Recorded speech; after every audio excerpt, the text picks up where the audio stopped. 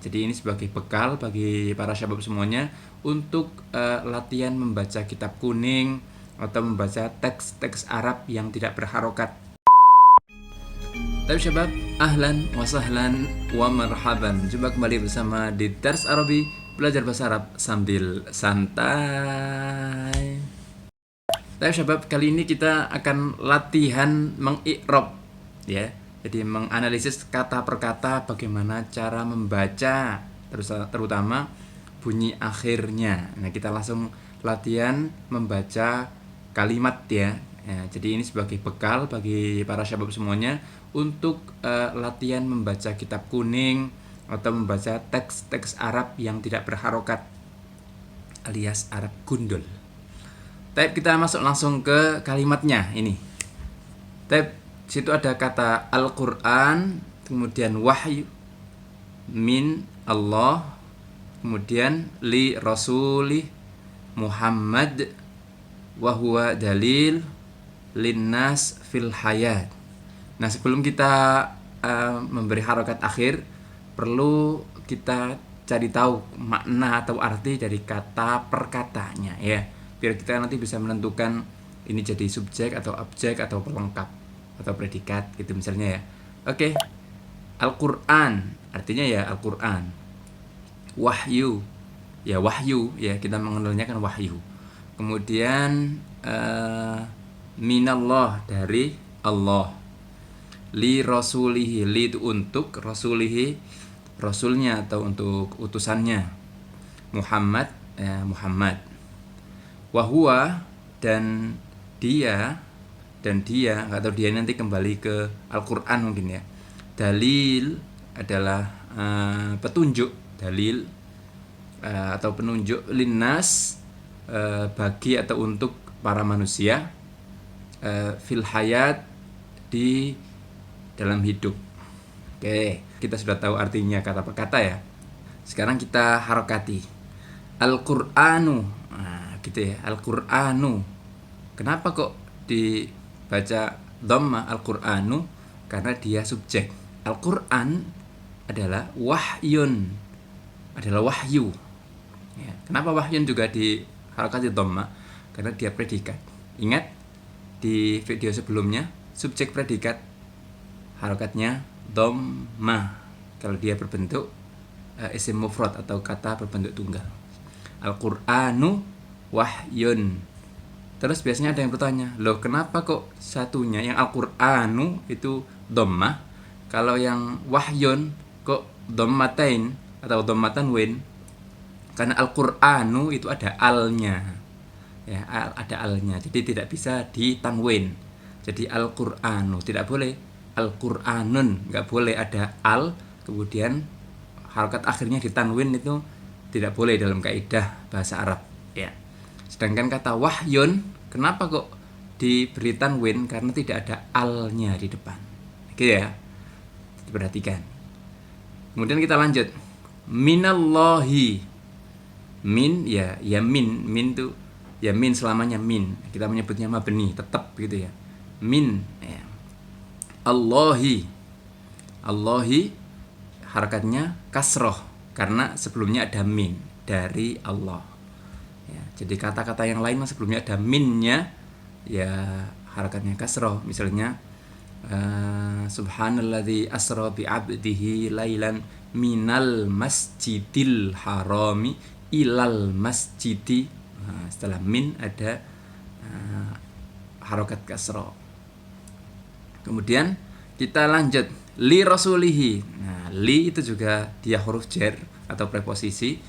Jadi kata setelahnya juga harus diharokat kasroh, li rasulihi. Nah, kemudian dhamir hi itu bisa hu, bisa hi, tergantung dari harokat sebelumnya.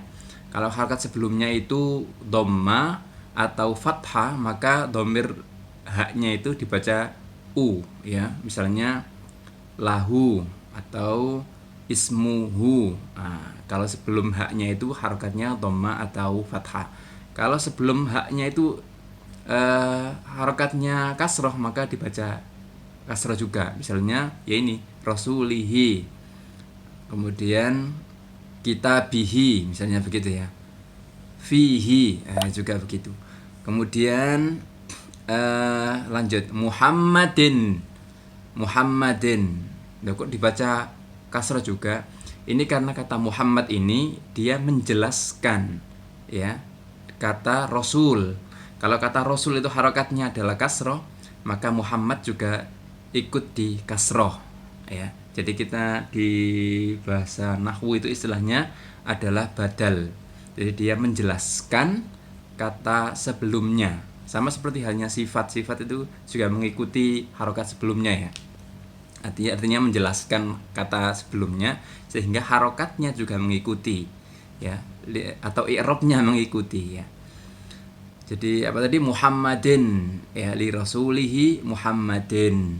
Nah, Muhammadin ya ada tanwinnya kan ya, Muhammadin bukan Muhammadi. Kenapa? Karena tidak pakai al. Oke.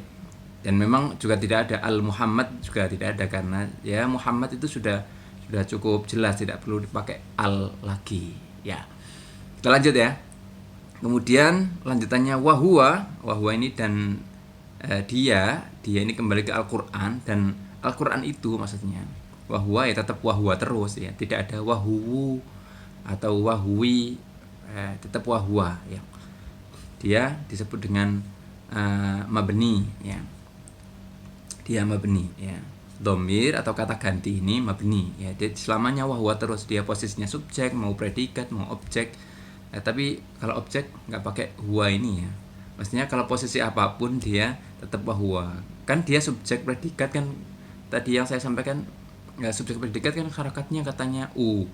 Ya tidak semuanya, ada beberapa kata yang dia mabni atau tetap harakatnya itu begitu terus seperti wahwa ini. Mau subjek mau apa dia tetap wahwa ya, dia tidak berubah.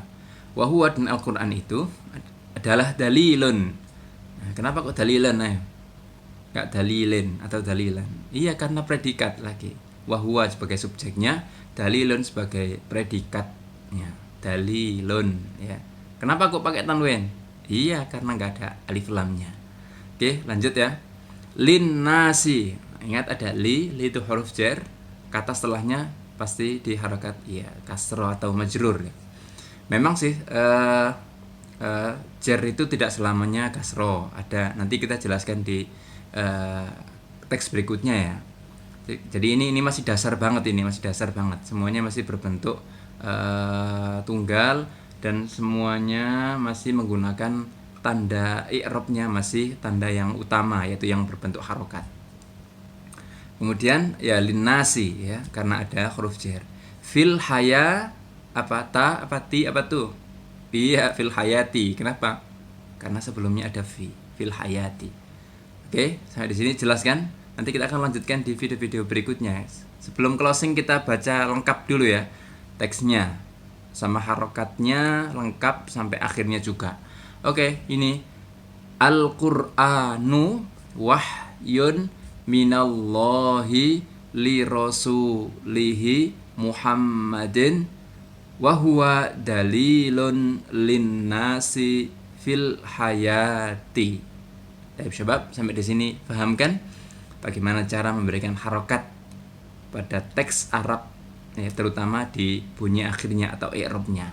Tapi ala kulli hal kita sampai di sini dulu ya. Syukron sudah nonton video kali ini. Kita lanjutkan di video-video berikutnya tentang latihan i'rab. Jangan lupa nonton video-video yang lainnya di Dars Arabi, belajar bahasa Arab sambil santai. Assalamualaikum waalaikumsalam. Assalamu